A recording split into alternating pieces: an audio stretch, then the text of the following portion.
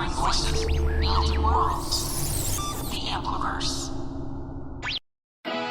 Welcome to the Autistic Delicatessen.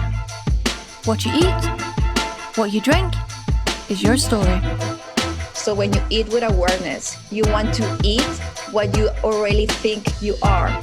When they're looking at history, looking at our food, there's just so much to bring people together. Come get this love. Come get this love. Today's guest is Hans Lienesch from the Ramen Raider, the blog reviewing many instant ramens from around the world. From your Korean buldak to your British pot noodle, it is hard to find a ramen review that isn't there. There is also a YouTube channel which provides many visual content of ramen. Hey Hans, welcome to the Autistic Delicatessen. Hey, how's it going? It's nice. It's great having you here. Yeah, thank you. So Hans, you're such a noodle connoisseur. So you were like this when you were like 8. So like, what was your first ramen noodle that you even had, or how did it take you down this excursion? So the first one I tried was something called Nissan roasted ramen, and they had it in the early 80s. And basically you would cook it, drain it, and eat it. It was like the seasoning was in the noodle. And my mom would cook it kind of like, instead of the 3 minutes, she'd boil it for 2 minutes and then drain it and put it in a pan and fry it up in a little bit of oil and then add some scrambled egg to it. And it was really good. And she'd make it for me every once in a while for breakfast. Well, they took that one off the market. And I grew up in a little fishing town called Anacortes. And we went down, my dad thought, hey, let's go down to Seattle. And we went down there, and there was a big Japanese supermarket down there. And my parents were like, well, hey, is there anything comparable down here? And they had something. And that was my first glimpse of a Asian instant noodle aisle, and all the colorful packaging and all these different, characters from different languages that I'd never seen before. I was hooked. I mean, growing up in Anacortes is a really small town, and it's just like any chance I could get to check out culture and anything foreign or exotic, I was all about. So, and really, just to cut into Hans, it's so interesting that you were connected with Japanese culture in such a small town. That's interesting. Yeah, they had it at the grocery store, and then they didn't. So, yeah, it's kind of a thing that kind of found me, and it was perfect. I've always been I'm legally blind. I have really bad eyesight, and I've never been rich or anything. So it was kind of a way for me to travel and try foods from around the world without going anywhere. So that was really a lot of fun. Yeah, it's a good advantage to have like Asian supermarkets and stuff. I mean, I'm from the UK, Scotland, and we have quite a few of Asian supermarkets, whether it's Japanese noodles, Korean, or all sorts. And for me, that's what got me into a lot more ramen noodles as well. And I love my cup noodles, the Chinese versions of them. They have like a lovely crab one and a lovely chicken one, and also buldak, my buldak There noodles. you go.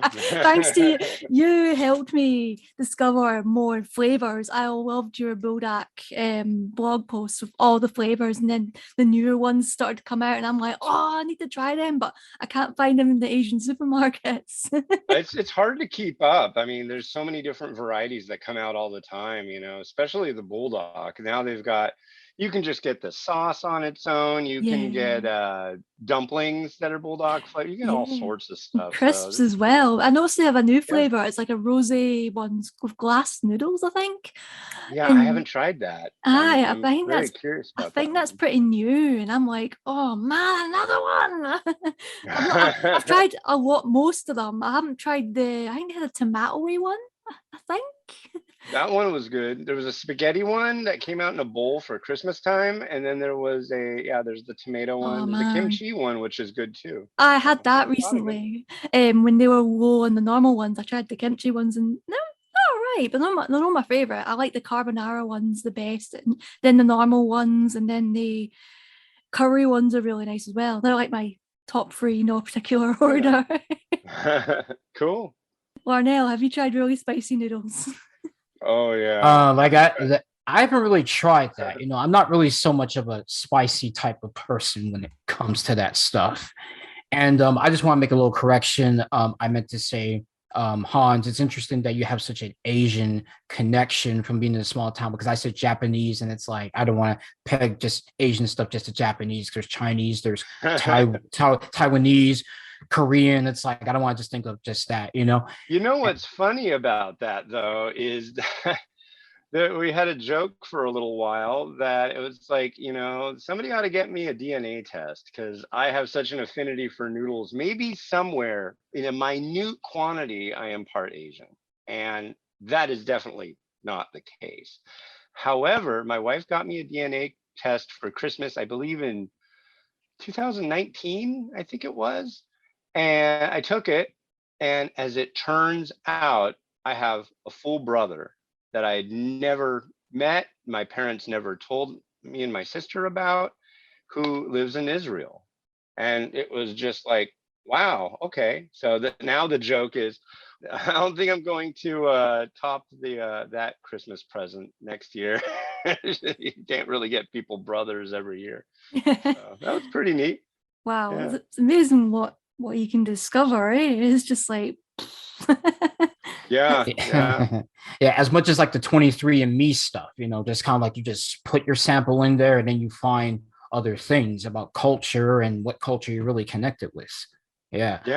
I all of a sudden became I'm an uncle of 9 and a great uncle of like 36, just like that. Pretty wow. crazy. Yeah. That's definitely wow. So Hans, along with you like being such a connoisseur of noodles, of course with cup noodles the biggest one, you just did a thing of like I think the 50th anniversary of cup noodles. Along with that, is there a particular like Asian restaurant you like to go out to? Did you go to any Asian restaurants on New Year's Eve, on Christmas Eve, or anything like that? I'm thinking of like not to put any spoilers out there, but people I've seen A Christmas Story and seen that whole scene of like when they didn't have food, they went to an Asian restaurant and all that stuff. So did you kind of like do the same thing like that?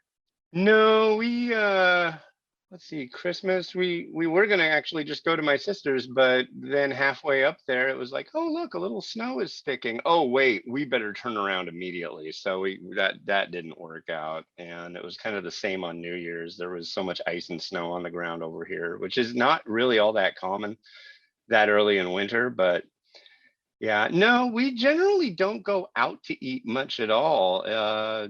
With the whole pandemic thing, we just stay at home.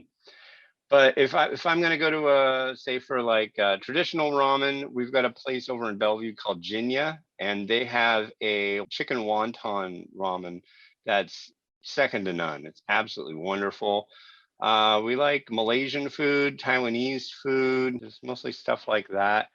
We miss going up to Canada. That was the best because as far as restaurants go up there, there's a lot of good food going on up in the Vancouver area. So I bet I follow a few YouTubers who are Canada based, and a lot of their stuff just sounds amazing. I'm just like, oh man, I wish I could go there. I mean, the last, it's neat. I definitely. I mean, the last Asian, well, Japanese restaurant I've been to, it was actually last year, when the restrictions were less, and for the pandemic, and it was the first time I visited Glasgow properly for a while with my partner. We went to a place called Ichiban, which you can get this Japanese ramen and sushi and stuff, and it's always great to have because once you have it, you don't want to eat for the rest of the day. It's like one meal, that's it. It's Heavy great. stuff, yeah. Yes. So I most of my diet is pasta and noodles anyway, so I'm set. For Asian foods, I just recently had something from Lin China. It's a new place like that's right around my area. I live in Florida, around like in Lutz near Tampa.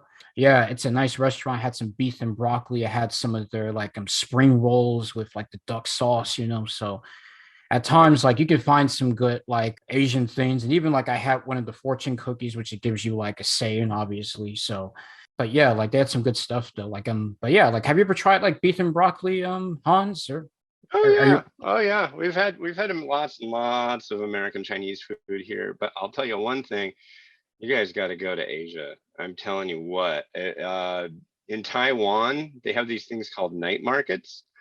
And the amount, I mean, what did I eat there? I've had duck tongue. I've had, what do they call it? Oh, they've got like this chicken breast that they pound like super thin, and then they coat it in like kind of like panko and then seasoning. What's amazing over there is it's like here, if you go to like some kind of street fair, everything's super expensive, you know. Over there, I think we got like basically like these big, huge chicken things. They were like $1 US, maybe. I mean, it's super cheap. And the amount of fascinating things you can try over in Asia are just like through the roof. I mean, yeah, one thing that I never thought I would say that it was one of my absolute favorite foods I had in Taiwan, and it's well, two of them. Pork blood cake, that's really good, and braised pork intestine. Wow. Sounds funky, but it's really, really good. Man, like you know, Hans, you sound like a real Andrew Zimmer if you ever watch his shows, like you know, like Bizarre Foods or something like that, because he would like go and have some interesting stuff, even in Asia. So yeah.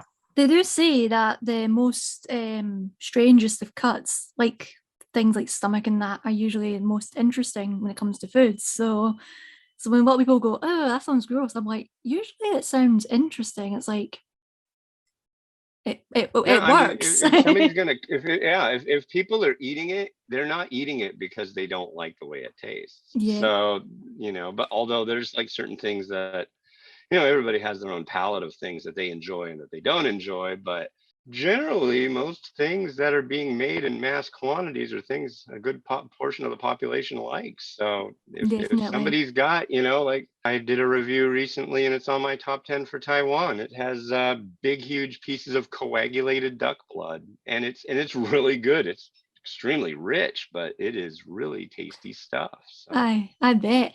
And also we can't judge because we eat hot dogs, so That's a good point. Yeah, we can't judge. Like they're like, oh, those kind of foods. It's like, but we eat hot dogs. So why are we judging? I mean, if you look at Scottish food, sometimes we eat weird stuff as well. So You guys have haggis over there, right? yes, we do. I've always wanted to try that. Yeah. Well, in the South, you know, if you heard of like Hemhawks or something like that, you know, it's like chitlins and Hemhawks and all that stuff. You know, I heard that if you eat those and go to the bathroom, let's just say it'd be a very unsettling smell, basically. You know? I'm just gonna be clean about that. So that's all I'm gonna say. Leave it right there, yeah. Right on. But wouldn't it be interesting to have like a mixture of like let's say you having like Asian noodles with some soul food or something like that? Have you ever thought about trying that, mixing the combinations together? Yeah, that sounds good. I'd try that.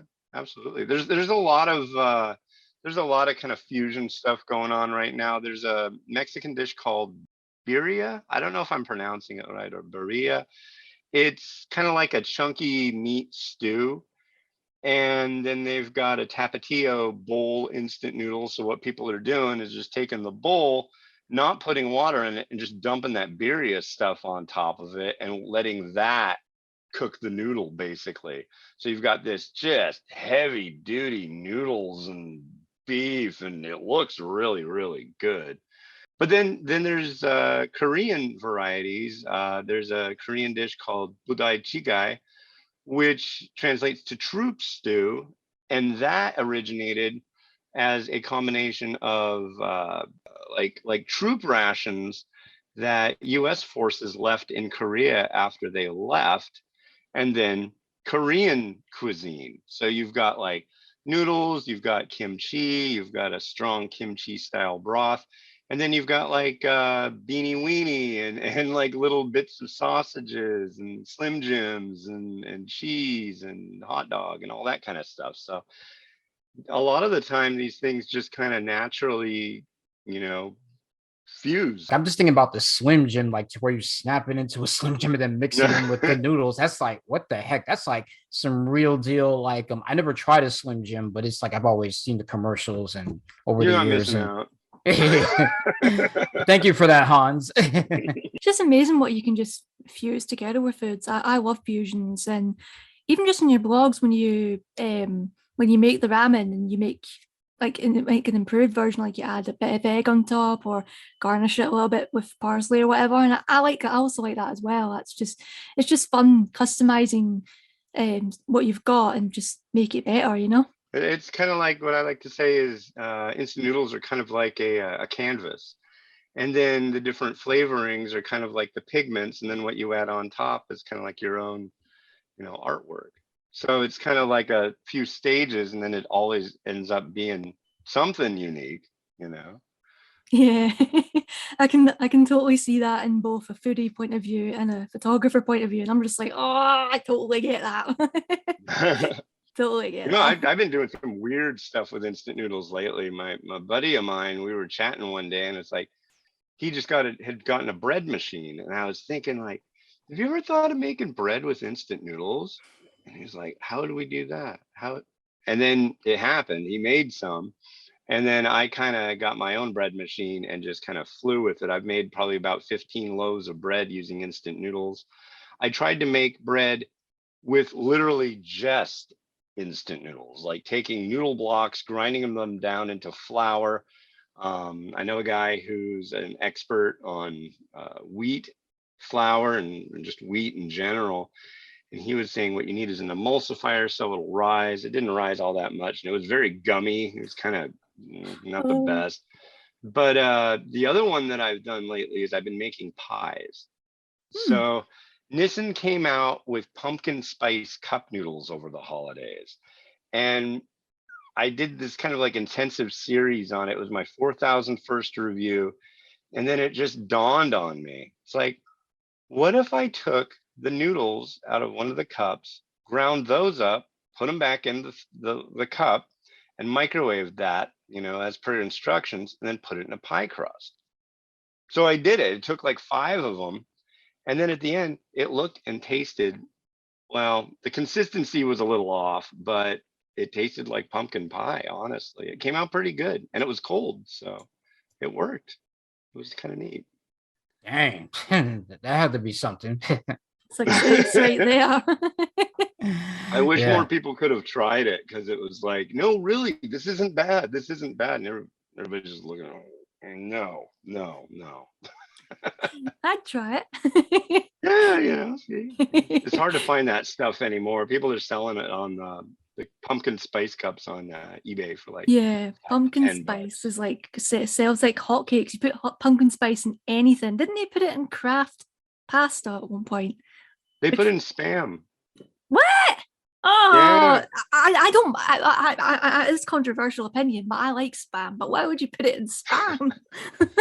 My Spam, wife yeah. got me one for the holidays a couple years ago. It's sitting on the shelf. I think that's kind of the main reason they did it, so people could have collectible Spam. I don't know, but Probably. I'm weird. surprised the Japanese haven't gone nuts over it, because one of the regions in Japan, I can't remember if it's Okinawa or whatever. I can't remember, but they like selling like fried Spam, and they put it in like on rice, and I think that's pretty cute. Yeah, what is that called? Oh, There is a they name do for like it. musubi. Ah, Spam musubi. Yeah, and then they come up with they had this little kit that you could make like Hello Kitty Spam musubi, kind of like a rice roll kind of thing. And then you would Yeah. cut up What? Yep. yeah. Yep. Japanese like their Spam. They do. Spam's really popular over there. And what do you call it? Yeah, it's pretty popular all over Asia. Just like potted meat and stuff like that. It's like, okay. Well, what they're not into is corn. That's fair. I don't mind corn and stuff, like in tuna mayo and stuff like that. But what else can you do with it? So we got invited. We've been to Taiwan, Malaysia, and Thailand. And in Malaysia, it was weird because one of the first things I saw there was a Dunkin' Donuts. I was like, no, this isn't right. But at one of the airports there, they had corn in a cup, which is like, they don't have it on a cob there. They have it in a cup. and you can get different seasonings to put on it. And I guess they had that here for a while at malls. Because really, wouldn't that sound like more of like a southern thing with corn on the cob and a cup, or something at like a carnival type of food? That's what I would think.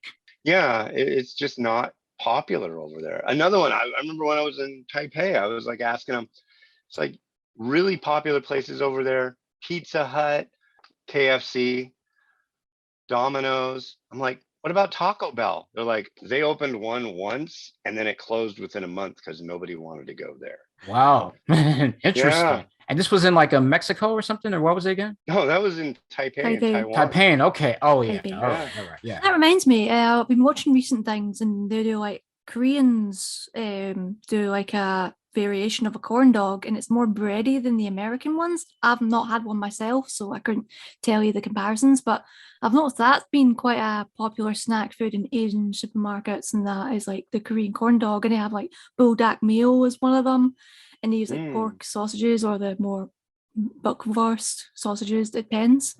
I remember I had something around like something Asian with a hot dog. It was at Burgermonger, like again around the area where I live. And it was like I remember only on our first podcast episode I mentioned this in one of the reviews, in terms of the fact of like it was made with Japanese Wagyu beef, Oh, right. and it was actually really good though, because at Burgermonger they try out these different things and they do fusion foods along with some Asian food. So I never had like Japanese Wagyu beef in a hot dog, but that was actually really good that they put out there. You know what I wish they would do? Like it at Domino's overseas. I mean, they've got Domino's in Malaysia, they've got Domino's in Taiwan, they've got Domino's in Thailand. It's like everywhere you go over there, there's these certain brands that are just everywhere. But they have spins on them. Like you could go to Thailand and get tom yum pizza with like, you can get like octopus pizza, you can get braised beef pizza in Taiwan, you can get curry pizza in Malaysia. I wish they would like every month come out with a flavors of the world variety here. It'd be so cool. But that would be cool, because we have a Domino's here as well. I wish they would do that. do they have haggis pizza?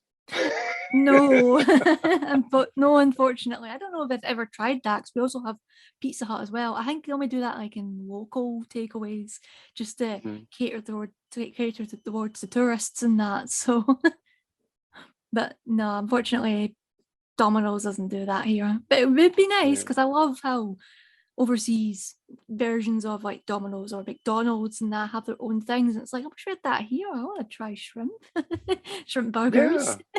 There's so many different things that are like, it's like, bring it here. Come on. I mean, it'd be so nice, but I figure it probably has to do with sourcing issues. I used to work for a place that they make this salt out of it's like a low sodium salt, which kind of is a weird thing, but it's like sea salt and potassium, and they put it together and they do something weird with it. But the people that I worked for, my boss, he like sourced potatoes for McDonald's for like the whole West Coast. And when I was talking to these guys once, it was just like, it boggles the mind. Like if a place like Domino's is pretty big, and if they want to introduce a new menu item, they don't have to just think about, will people like it? They have to think about, can we get our hands on enough stuff to make it? Like they said that there was always this kind of urban myth that, McDonald's doesn't make blueberry milkshakes because, well, there's not enough blueberries. It's true. There's not enough blueberries that can be sourced in the US for them to make that menu item. That does make sense in that behind the scenes point of view when you work in that kind of thing. That does make sense, because a lot of people don't think of food in that way, but it does exist. And I know people that are involved in that kind of thing, so that's how I understand it to at least a degree. It's a weird universe when you start delving into it. It's just like, oh wow, so okay, because a lot of the times you'll have foods that you really like and you were able to get at the store, and then they'll be gone. It's not necessarily because it didn't sell, but because they can't get the quantity of stuff they need to produce it. Now, Hans, as a last question, I want to go on to the whole thing of ramen again. Do you have, like, out of all your reviews, do you have a favorite ramen, as well as do you have a least favorite ramen, if you can give that out to us? Yeah, I do run an annual top 10 list and an annual bottom 10 list. The top one, and it's been the top for quite a few years now, is Prima Taste Singapore Laksa La Mian from Singapore. It's got a really thick noodle, and it's just like flavor. It's so good. It's a seafood one. Highly recommend it. If you can't find that one, there's the curry one that they make. That's also extremely good. As for my least favorite, what is that one? Simply Asia Classic. I think it's classic Singapore curry, and it just tastes like crummy, mushy noodles with a little bit of like lemongrass with it. It's just got like absolutely no depth of flavor. It's not even like slightly salty. It's funky, and it looks really nice. The packaging is spectacular. I'm thinking like it was only $1. It'll be pretty good. But no. I've had some on the bottom 10 list. Single noble black bone chicken from China, and that one is absolutely horrible. That one is actually considered, black bone chicken soup is considered a medicinal thing. So yeah, and it tasted pretty gross. I can imagine it had bones in it. No, but I mean, and it didn't actually have chicken in it, but it's supposed to like mimic, it's artificial flavored. But yeah, black bone chicken is a thing. Yeah. That's kind of weird though, yeah. But otherwise than that, if you want to check out, audience, more of Hans Lienesch's reviews on the Ramen Raider, you can go to the ramenraider.com. And Hans, is there any other places on social media that they can follow your stuff at? Yeah, just look up the Ramen Raider on YouTube, and you can find. I just did my 1,351st episode of my show yesterday. Instant noodle recipe time, and yeah, check it out. If you like ramen, there's something for everybody. And we also have a Facebook group called Ramen Junkies. There's 70,000 ramen fans in there to check out. So yeah. So definitely, if you love ramen, definitely check it out. And me and Oni are not there with as many episodes as you are and all that stuff. Once we get there, our hair will probably change or something like that. It's like, yeah. it's like, hey, Oni, remember that first episode that we did? Anyway, Hans, thank you so much for coming on to the Autistic Delicatessen and really giving us such good information about ramens and really the different types that we can try out. Yeah, thank you very much. I'm honored that you guys invited me. Right on. Yay! No problem. Thank you for watching the Autistic Delicatessen.